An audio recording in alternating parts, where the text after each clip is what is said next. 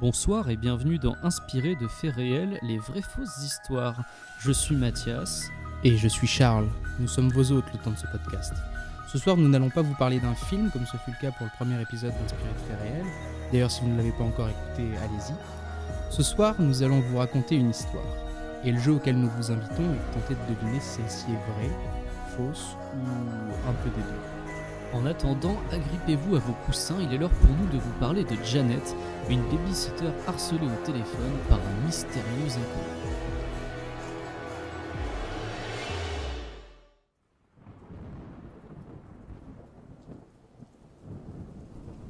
Notre histoire se déroule à Columbia, une petite ville tranquille du Missouri, où vit Janet Christmas, une collégienne de 13 ans. Comme toutes les filles de son âge, elle aime écouter de la musique sur son transistor, prendre un milkshake au dîner et s'amuser avec ses copines. Et justement, en cette belle soirée de novembre, une partie des élèves de la Jefferson Junior High School se réunissent pour une grande fête. Janet est invitée, mais malgré l'insistance de ses meilleurs amis, elle ne s'y rend pas. Elle a envie d'y aller, bien sûr. Après tout, quelle jeune fille de 13 ans, populaire et bien décidée à profiter des plaisirs de la jeunesse, ne voudrait pas retrouver une bande d'adolescents pour s'éclater jusqu'au bout de la nuit. Mais ce soir-là, Janet a malheureusement autre chose à faire. Elle a accepté, pour se faire quelques sous, de faire du babysitting. Elle doit garder Greg, le fils de 3 ans des Romack, qui ont prévu de passer la soirée au restaurant. Il est 20h et Janet vient d'être déposée par son père devant la maison des Romack. Les Romack habitent dans une grande demeure située sur une petite colline à la lisière de la ville. Leur fils, Greg, est un enfant facile. Il est déjà couché lorsque Janet arrive. Quand les époux Romack quittent la maison, l'adolescente reste seule dans le salon. Malgré la pluie battante et le tonnerre qui gronde en cette nuit d'orage, elle n'a pas peur. C'est surtout la déception qui domine les sentiments de Janet, jalouse de ses amis qui s'amusent et côtoient des beaux garçons, pendant qu'elle fait semblant de réviser ses cours dans cette maison où règne l'ennui. Un ennui brusquement troublé lorsqu'un coup de téléphone brise le silence. Hello? Have you checked the children? Une voix, grave et effrayante, est à l'autre bout du fil. Elle demande à Janet « Es-tu allé voir l'enfant ?» et raccroche immédiatement. Pour se rassurer, la jeune fille se dit qu'il s'agit sans doute d'un mauvais canular. Un brin tremblante et décontenancée, elle se redresse dans le canapé, jette quelques coups d'œil autour d'elle avant de reprendre la lecture de son cours d'histoire. Mais quelques minutes plus tard, la sonnerie du téléphone retentit à nouveau. La même voix, la même question viennent aux oreilles de Janet. Et puis le silence. « Es-tu allé voir l'enfant ?» Les mots résonnent dans la tête de Janet qui garde fermement, comme paralysée, le combiné dans sa main. C'est la peur, l'angoisse qui commence à présent à l'envelopper. Le téléphone sonne, une troisième fois. Hello? Why haven't you checked the children? Terrifiée, Janet raccroche et appelle la police. « Il y a un timbré qui me harcèle au téléphone, » leur dit-elle. « Je pense qu'il me voit. Aidez-moi, je vous en supplie. » L'agent de police, surpris, tente de la rassurer. Il envoie par précaution une patrouille chez les Romack. En attendant l'arrivée des policiers, il continue de rassurer Janet et en profite pour consulter la liste des derniers numéros ayant appelé la maison. En découvrant la provenance des 3 seuls appels de la soirée, un frisson lui parcourut l'échine. « Mademoiselle, je vais vous demander de sortir immédiatement, » lui ordonne-t-il. Les appels viennent de la maison.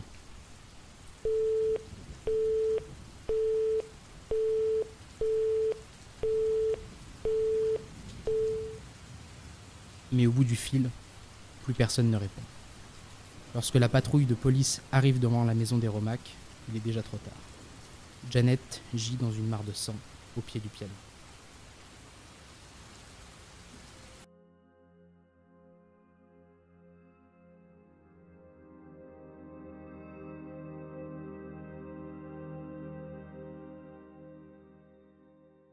Maintenant, vous vous demandez si cette histoire est vraie. Eh bien, sachez que c'est le cas, du moins en partie. Disons que nous avons mêlé le vrai et le faux pour mieux vous perdre. Commençons par ce qui est vrai. Une Janet Christmas a bien été tuée le 18 mars 1950 à Columbia, dans le Missouri. Elle gardait effectivement un enfant du nom de Greg Romack, avait 13 ans, et a bien été retrouvée morte au pied du piano dans le salon. Elle a essayé d'appeler la police à 22h35 lorsqu'un homme s'est introduit dans la maison. Malheureusement, Elle n'a pas eu le temps de communiquer l'adresse et ce n'est qu'après 1h du matin que les Romack ont découvert son corps en revenant de leur soirée. Le rapport d'autopsie et l'enquête ont montré que l'adolescente de 13 ans a été frappée par un objet contondant et a perdu beaucoup de sang.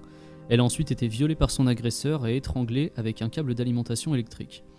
À l'époque, la police a suspecté un certain Robert Mueller, 27 ans, qui avait, d'après Madame Romack, plusieurs fois complimenté Janet sur son physique et lui aurait même fait des avances. Selon les enquêteurs, le coupable devait forcément bien connaître les lieux. Mueller, un ami de la famille, semblait correspondre au profil. Mais sa culpabilité n'a jamais été prouvée et il a même attaqué la police pour détention illégale. Si vous voulez en savoir plus sur cette affaire, nous vous conseillons de lire les articles du Columbia Daily Tribune qui ont été réalisés en 2006 pour les 60 ans de ce crime qui reste encore aujourd'hui irrésolu.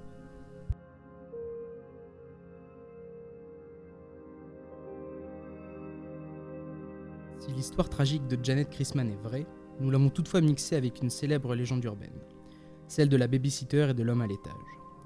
Vous l'avez sûrement déjà entendu. Une adolescente se fait harceler par un homme qui lui demande si elle est allée voir les enfants qu'elle doit garder. À la fin, on découvre que les appels viennent en fait de la maison et que le tueur se cache à l'étage depuis le début. Cette histoire est apparue dans les années 60 aux États-Unis. Et même si vous pensiez qu'elle était vraie parce qu'un ami vous a dit que c'était arrivé à la cousine du copain de lycée de son pote Jackie, elle est totalement fausse.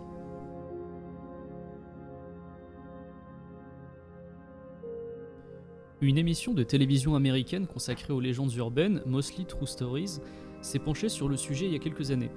Elle a démontré qu'il était tout simplement impossible, dans les années 60, de tracer un appel aussi rapidement. Et même avec une technologie avancée pour l'époque, il aurait fallu à la police une ordonnance judiciaire pour le faire. Et ça prend aussi du temps, beaucoup de temps. Impossible donc, comme c'est le cas dans la légende urbaine, de découvrir en seulement quelques instants que le tueur appelle depuis la maison. Quand cette histoire est devenue populaire, beaucoup de maisons n'avaient d'ailleurs qu'une seule ligne téléphonique reliée à tous les appareils de la maison. Il était donc techniquement impossible dans la plupart des foyers américains d'appeler son propre domicile, à moins d'avoir, comme cela commençait à se faire dans les années 60, une deuxième ligne. À cette époque, les adolescents demandaient à leurs parents l'ouverture de cette fameuse deuxième ligne, et quoi de mieux qu'une légende urbaine comme celle-ci pour les en dissuader. Mais les ados ne sont pas les seules cibles auxquelles cette histoire fait la morale. On discerne d'ailleurs aussi une critique des parents qui préfèrent s'amuser plutôt que de s'occuper de leurs enfants, car dans la plupart des versions, l'enfant ou les enfants, car il y en a parfois plusieurs, meurent aussi. Cette légende urbaine a une grande quantité de variations.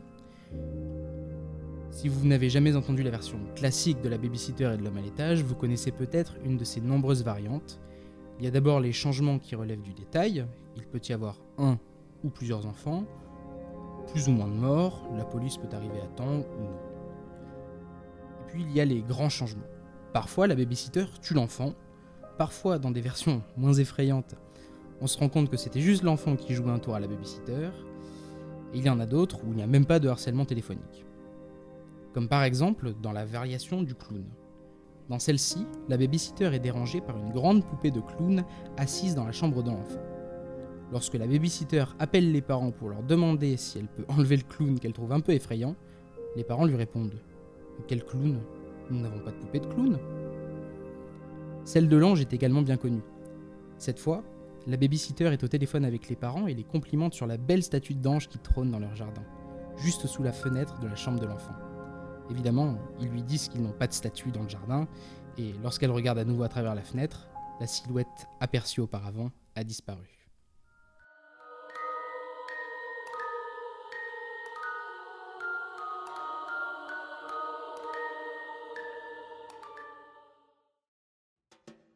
Maintenant que j'y pense, Charles, comment est-ce que tu l'as connue, toi, cette histoire ? Tu la connaissais avant qu'on fasse le podcast ou pas ? Ouais, je la connaissais, j'en avais déjà entendu parler, mais c'est comme beaucoup de légendes urbaines, je sais plus où je l'avais entendu, et je suppose, puisque j'ai dû y réfléchir, qu'en fait on a dû en parler ensemble au moment où on avait regardé Urban Legend. Je pense il y a bien des années. C'est vrai que moi je la connais depuis un moment. Cette histoire, en fait, moi je connaissais la version avec le clown à la base. Ouais, oui, pareil. Je connaissais pareil. pas du tout, du coup, donc c'est sûrement moi qui te l'ai raconté à la base. En fait, je connaissais pas à la base cette histoire de la babysitter avec l'appel téléphonique. Pour moi, c'était celle que tu as racontée tout à l'heure.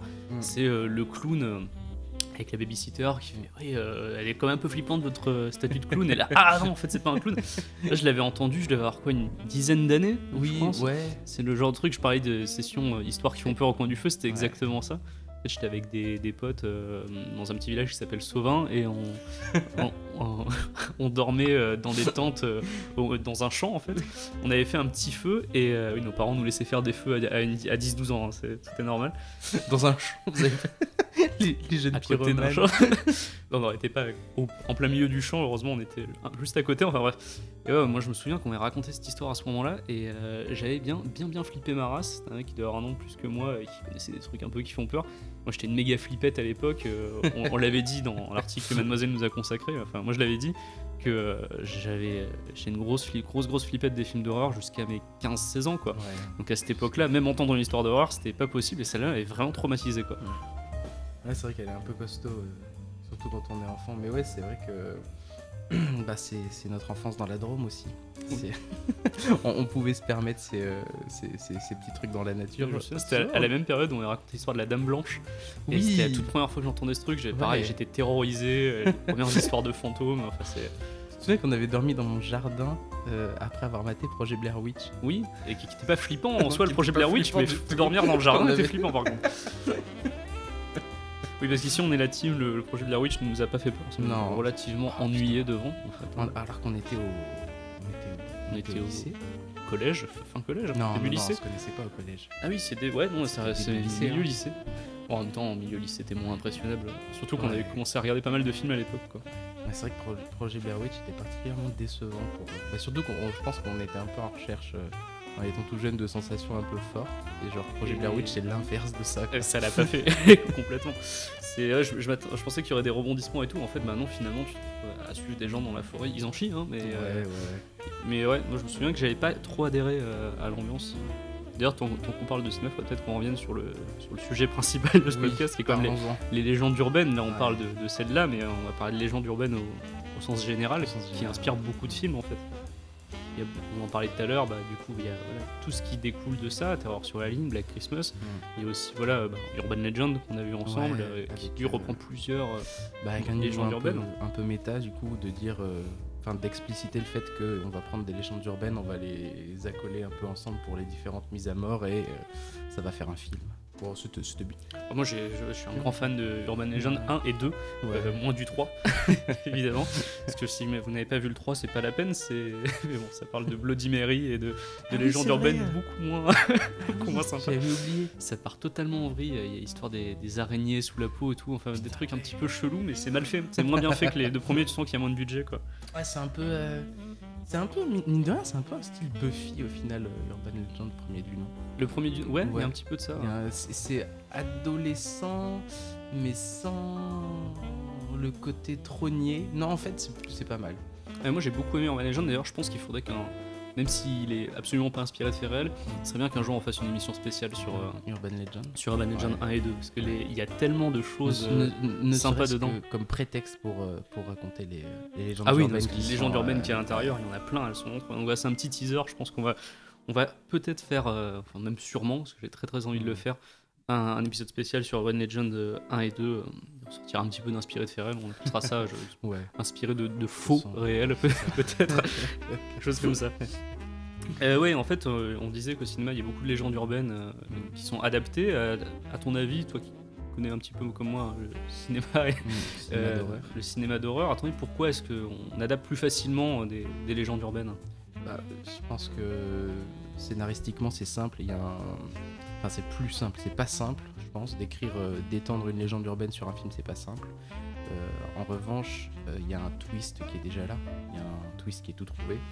Et donc mélange de, on va dire, écriture un peu simplifiée avec, on efface une histoire qu'on a déjà un peu entendue, quoi.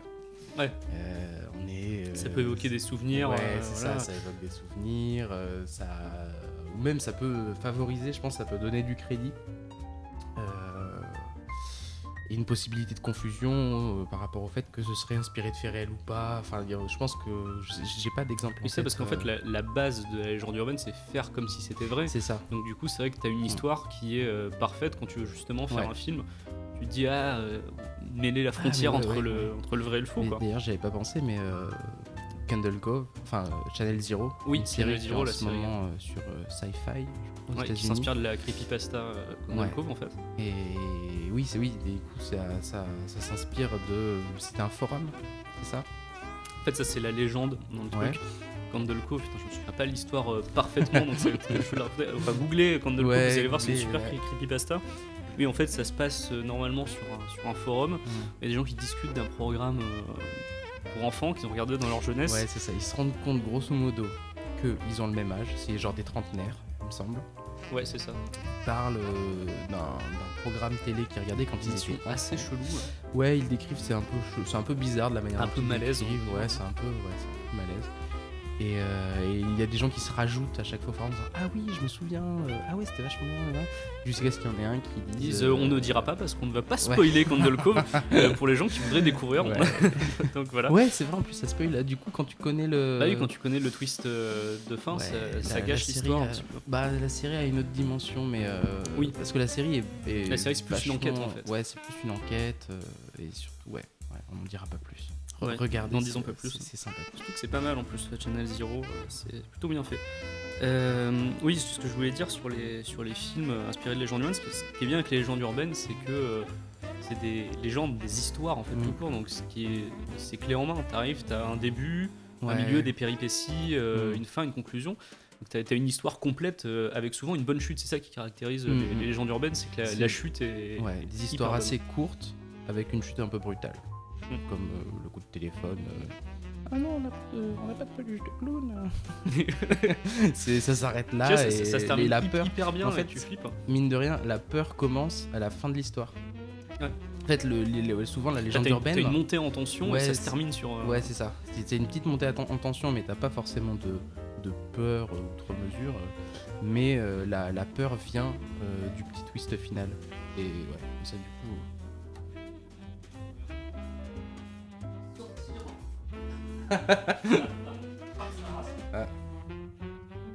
Regardez ça au montage. Il y a notre goûter qui crame au four. Ah oui, oui, parce que c'est vrai qu'on est on parle de trucs qui font peur et tout, mais en fait, nous on est en plein jour avec un coca. Et on n'a pas de feu, on n'a pas de cheminée non plus. On est des papis de 25 ans, il faut bien le Ouais. préciser. Ouais, on casse complètement l'ambiance là. Non, Bah, faut on jouer a au jeu. fermé les fenêtres, on a fermé les volets, on se met dans une ambiance et tout, mais il fait pas nuit. Parce que là, en fait, la nuit, on dort. On va en revenir un petit peu, se recentrer sur cette histoire en particulier, parce que là on parle de légendes urbaines depuis tout à l'heure. Mais la babysitter et l'homme à l'étage. Qu'est-ce qui fait vraiment flipper particulièrement dans cette histoire? Bah, plein de choses.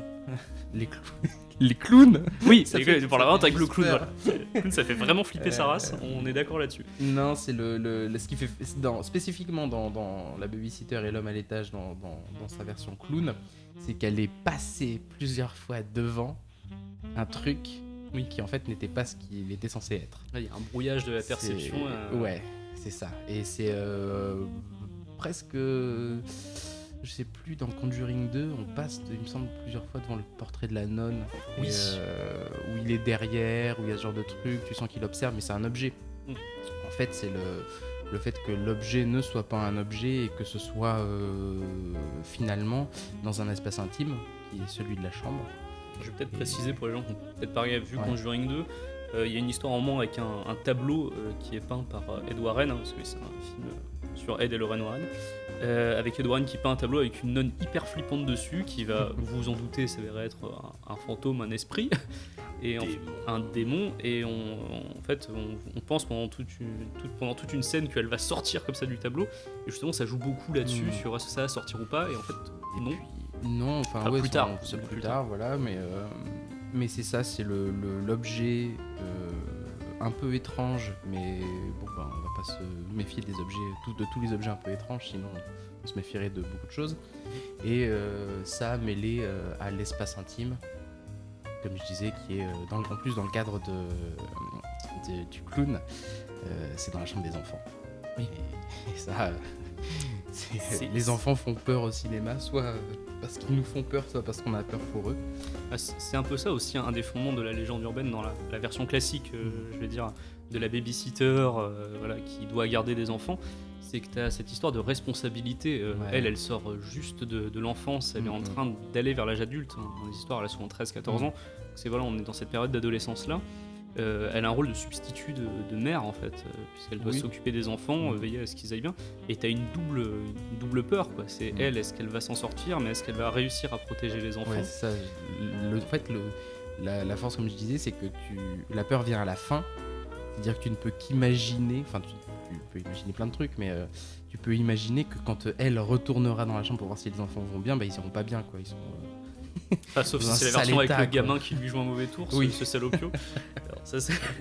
Ouais, puis le fait que ce soit une situation quotidienne aussi. Souvent, les légendes urbaines, c'est basé là-dessus. C'est une situation qu'on a déjà entendue, qu'on entend comme probable, possible, ou ce genre de choses-là qui rajoutent, on va dire, à la peur. C'est pas nécessairement... ça peut être fantastique, mais ce sera fantastique dans son twist, pas dans la situation de base. Je regardais, parce que j'en parlais tout à l'heure, l'émission Mostly True Stories qui a été faite sur cette légende urbaine en particulier. Ils interrogeaient en fait une psychologue qui disait qu'est-ce qu'il y a de flippant là-dedans, et elle parlait vraiment de ce côté, la peur de l'inconnu, la perte de repère en fait. Parce que la personne, la visiteur est dans une maison qu'elle connaît pas. Elle connaît pas spécialement l'enfant, elle ne sait pas comment sont faites les pièces, la disposition de la maison. T'as vraiment cette peur-là, et la peur aussi de... comme tu connais pas l'environnement, le tueur le connaît mieux que toi, et tu te sens observé sans pouvoir savoir d'où vient la source d'observation, où est la personne. C'est ça qui est vraiment flippant quand tu te rends compte que le tueur est dans la maison. Ça veut dire que le mec sait tout en fait. Ouais, oui, c'est ça. À ce moment-là que t'as le gros frisson qui se fait. S'il a réussi à te tromper, toi, en étant dans la maison, en même temps, c'est qu'il a une meilleure connaissance que toi, ou alors il sait complètement que tu ne sais pas. Ce qui est tout aussi flippant. Après, cette légende urbaine, on dit qu'elle est flippante, mais je pense qu'elle était plus flippante avant. Elle était plus flippante. Genre nous, quand on était gamin, ou même encore avant, dans les années 90, années 80, ou même quand elle est sortie, elle devait être extrêmement flippante dans les années 60. Aujourd'hui, ça marche beaucoup moins bien en fait. Il y a plusieurs explications à ça d'ailleurs.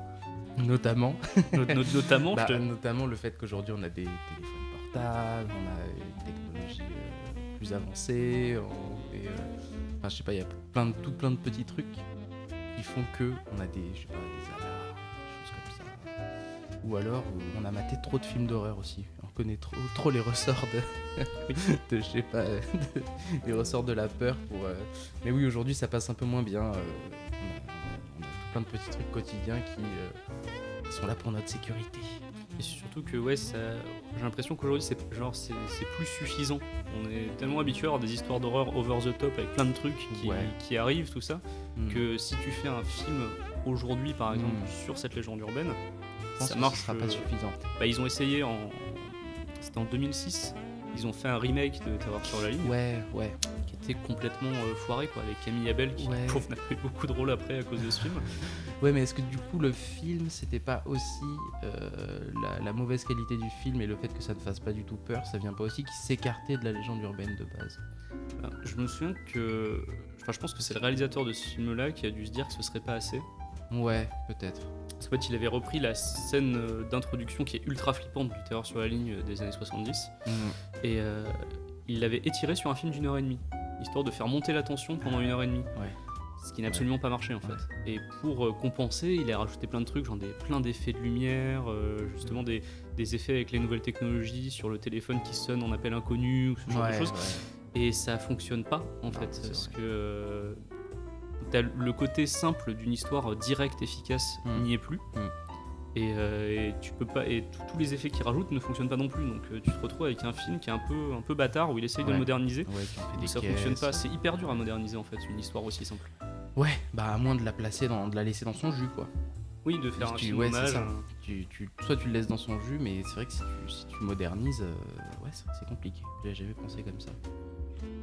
Et puis après, t'as aussi le manque d'originalité, parce que c'est une histoire que, du coup, vu que maintenant les gens la connaissent bien, enfin on a vu beaucoup de choses dans ce genre-là, moi je pense que les gens qui ont écouté la partie très scriptée qu'on a fait avant du podcast devaient se douter qu'à la fin il allait se passer ça, parce que c'est une histoire qui est très connue, enfin, du moins dans sa structure, on a l'habitude de la voir, Du coup, c'est plus compliqué de faire un film surprenant avec un truc qui à la base se basait sur une surprise que tout le monde connaît maintenant.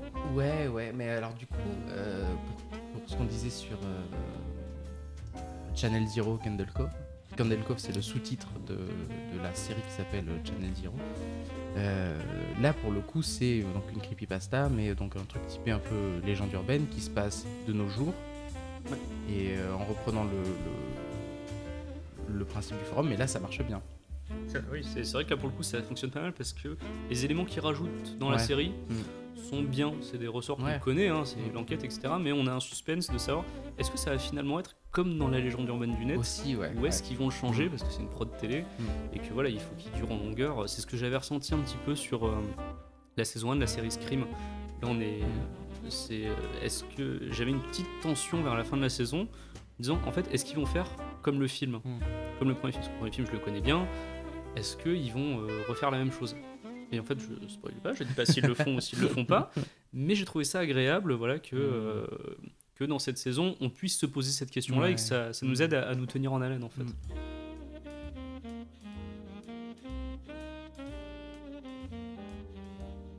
Je pense qu'on a bien évoqué le sujet légende urbaine. Maintenant, on va peut-être passer à autre chose. On va lancer le courrier des auditeurs. Ouais. C'est la première fois qu'on en fait un, puisque c'est notre deuxième numéro. Voilà, déjà, on pensait pas en faire, mais en fait, comme on a des questions et des remarques, des trucs. Ouais, vous êtes adorables. C'est super sympa. Ouais, c'est super touchant de voir qu'il y a déjà, de serait-ce qu'il y a des gens qui écoutent. Oui, qui nous écoutent, parce qu'on fait ça vraiment avec 2 bouts de ficelle dans notre salon. C'est sympa. Donc ouais, là on va pouvoir vous parler, vous répondre aux questions que vous nous avez posées. Alors pour certains et certaines d'entre vous, on a déjà répondu par message sur la page Facebook de l'émission.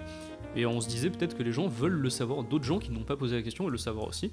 La première question, c'était après notre premier épisode sur Annabelle, on nous a demandé s'il existait des livres écrits par Lorraine Warren qui racontent les histoires du couple Warren. Et surtout, où est-ce qu'on pourrait les lire si ces livres existent? Alors la réponse c'est oui, ils existent. Alors Ed et Lorraine Warren, je rappelle, ce sont donc le couple d'enquêteurs du paranormal. Lorraine Warren est médium, Ed Warren est démonologue, comme il le dit lui-même, enfin comme il le disait, parce qu'on a il est mort depuis.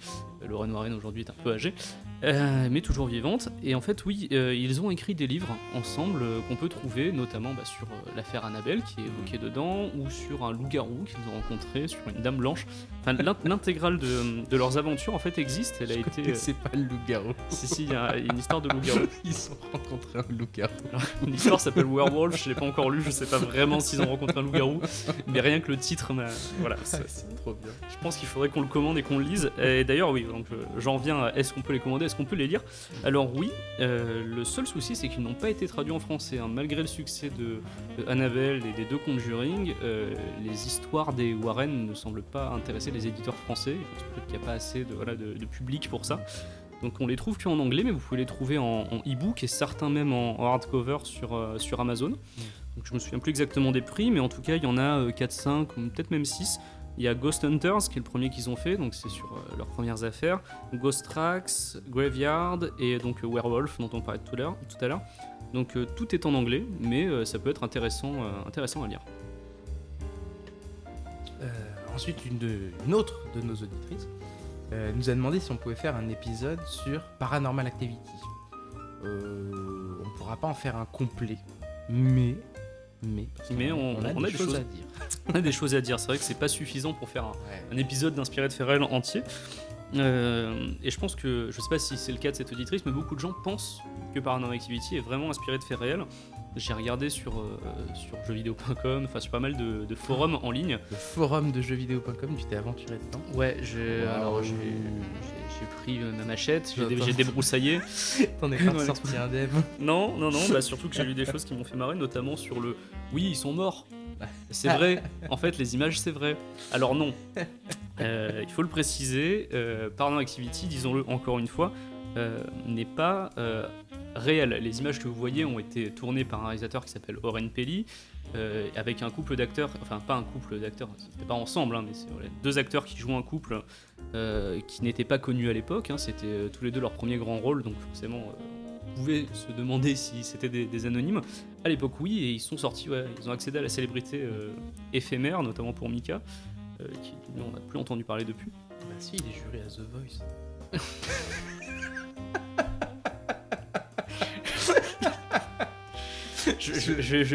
Tu remarques mon silence, hein. Il n'y a rien d'autre. Putain, désolé, pardon. Revenons-en à Paranormal Activity, donc, qui est en fait un gros coup marketing sur cet aspect-là. Et ils ont pris la même recette que pour le projet Blair Witch, et que pour d'autres films qui sont sortis après, voilà. Found footage, est-ce que c'est vrai ou pas, comme Cannibal Holocaust aussi, qui avait beaucoup joué là-dessus. D'ailleurs, le réalisateur était même allé en justice pour prouver qu'il n'avait pas empalé une actrice. Ouais. C'est pour te dire le Regardez, niveau, quoi. elle est bien là. Les seules personnes qui meurent vraiment dans Cannibal Holocaust, ce sont les animaux. Ils ont vraiment tué une tortue pour le coup, parce qu'à l'époque, les lois étaient beaucoup plus light là-dessus. T'avais le droit de dégommer une tortue pour un film. Bah, ils avaient le droit. C'est pas le film qui a justement fait qu'il y ait une loi dessus. Enfin, la je justice, saurais pas dire, mais ça m'étonnerait pas. Après ce film-là, parce ça avait que beaucoup choqué justement. Ils ont tué une tortue.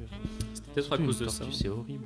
Bah ouais, c'est trop triste. Con. Enfin, la séquence était en plus complètement. Oui. Elle servait à rien, c'était pas la peine de la garder. Donc, c'était gratuit. Ils ont juste. Tiens, si on tue une tortue, quoi. Donc, très bien. On peut rassurer les gens.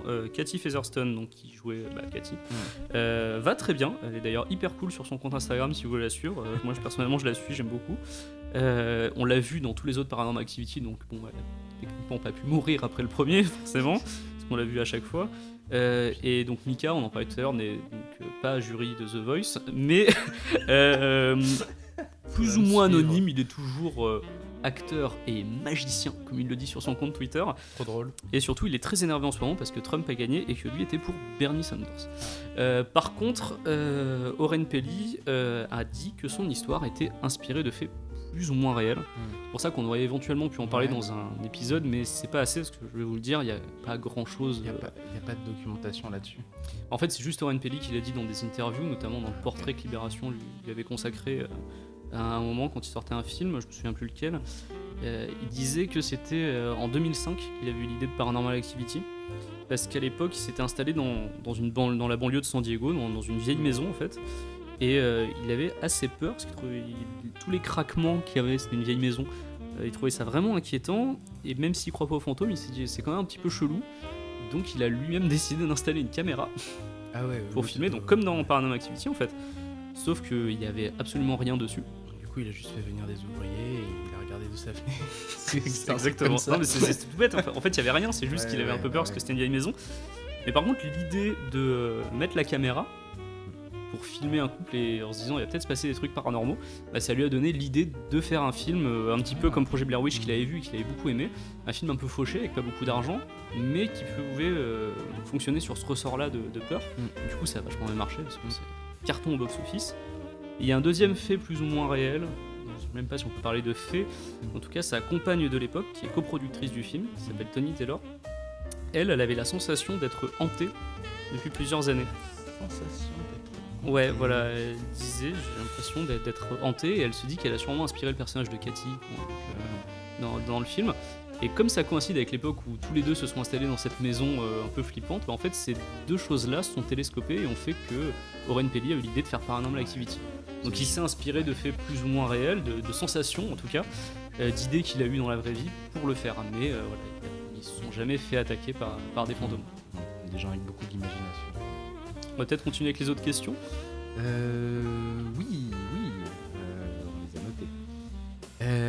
Le rythme, on nous a demandé pour le rythme des épisodes. Ouais, je te laisse répondre là-dessus.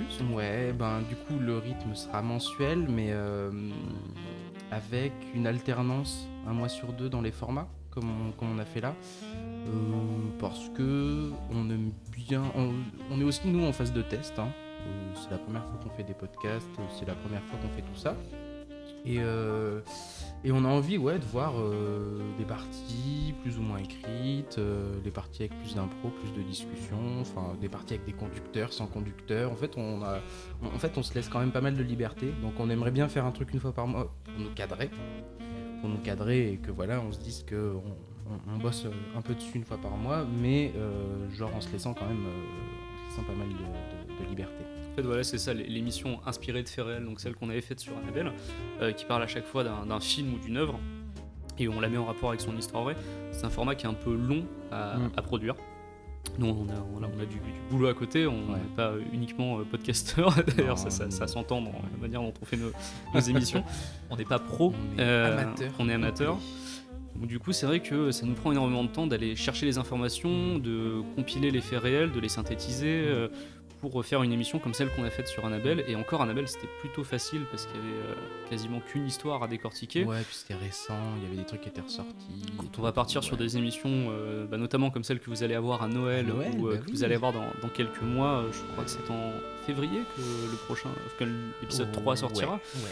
Voilà. En janvier, il y aura à nouveau voilà, une émission comme celle-ci. En fait, c'est ça, on fait des formats plus cadrés, avec plus d'informations à vous donner sur des faits réels tous les 2 mois. Mais on se disait que se voir tous les 2 mois, c'était peut-être pas assez. Nous, on avait envie que vous nous entendiez plus souvent, que vous ne nous oubliez pas, qu'on reste en contact.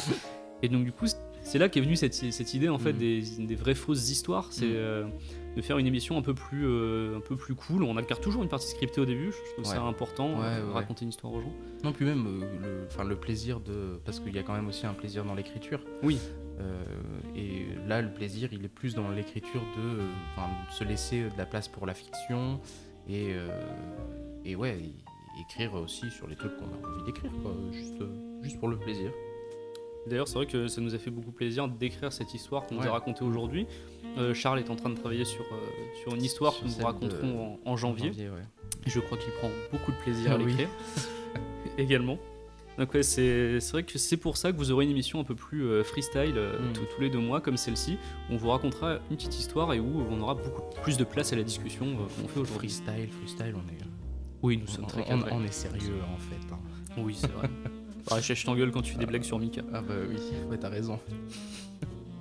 Un autre truc que vous nous avez dit, c'est le problème du souffle et du bruit de parasite. Problème technique. On est désolé, c'est un des trucs qui montre bien qu'on est amateur dans ce domaine.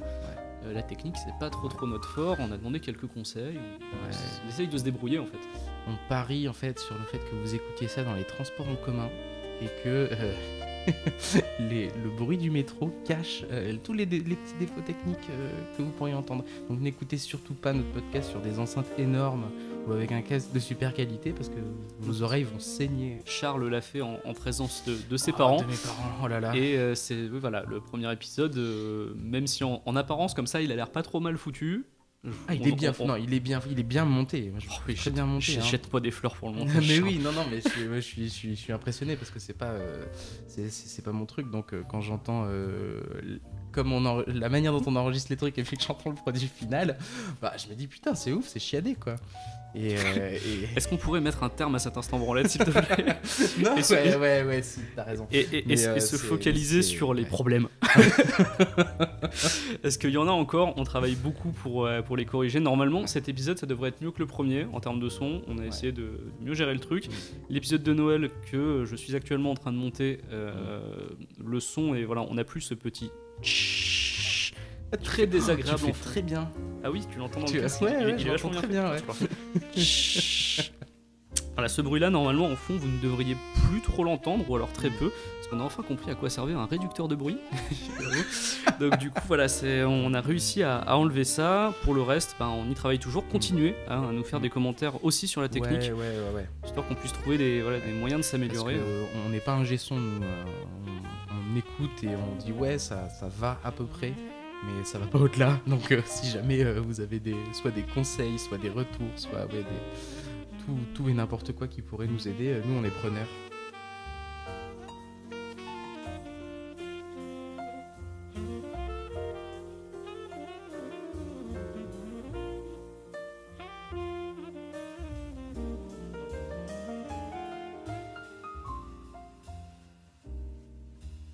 On va peut-être remercier les gens aussi.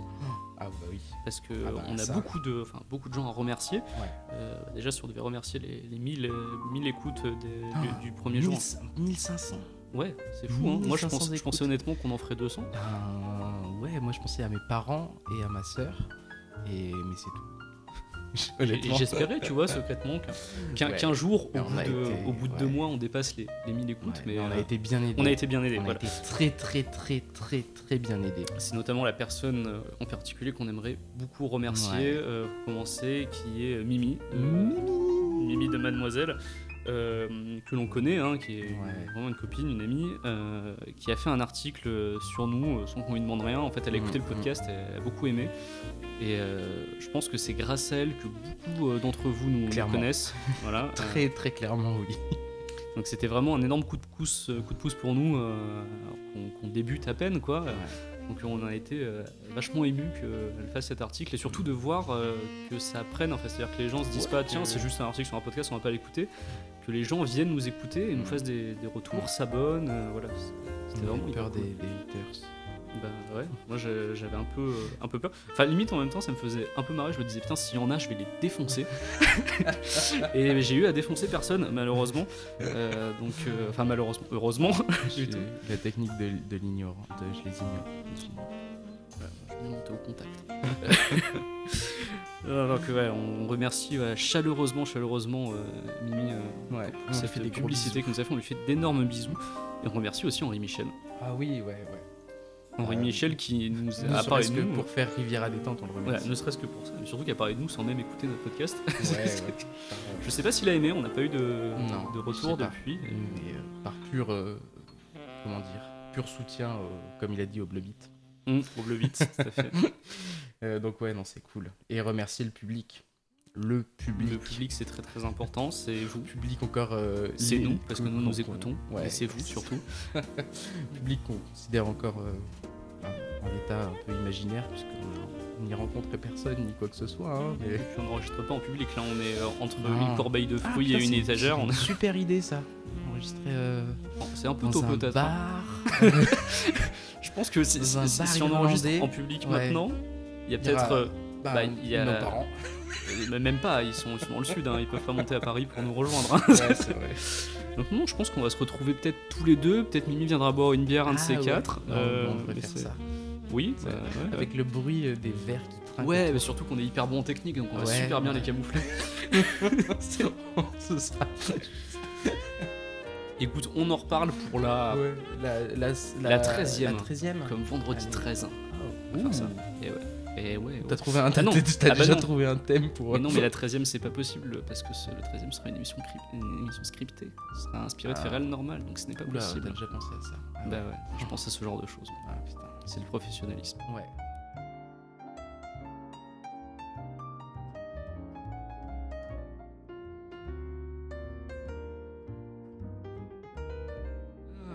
Bah écoutez, je pense qu'il est temps de se quitter. Oui, il est temps de se quitter.